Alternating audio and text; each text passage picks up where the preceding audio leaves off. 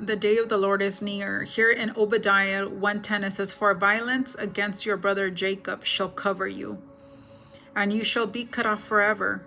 And the day that you stood on the other side, in the day that strangers carried captive his forces, when foreigners entered his gates and cast lots for Jerusalem, even you were as one of them.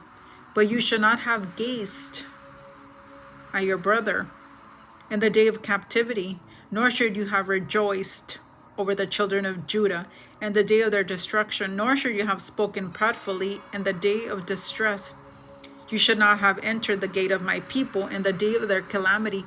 Indeed, you should not have gazed at their affliction in the day of their calamity, nor laid a hand on their substance. In the day of their calamity, you have not stood at the crossroad to cut off those among them escaped, nor should you have delivered up those among them who remain in the day of distress.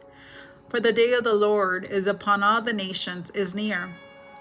As you have done, it shall be done to you. Your reprisal shall return upon your own head.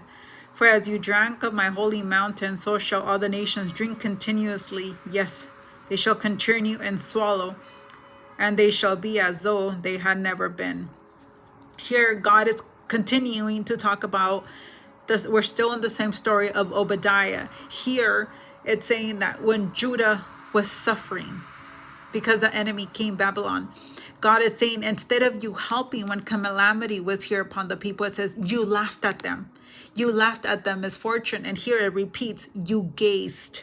It says right here, but you should not have gazed at the day of your brother in the day of captivity. It says, nor should you have rejoiced over the children of Judah. It says, in the day of their destruction. It says, nor should you have spoken proudly in the day of their distress. You should not have entered the gate of my people in the day of your calamity. Indeed, you should not have gazed, he repeats, on their affliction.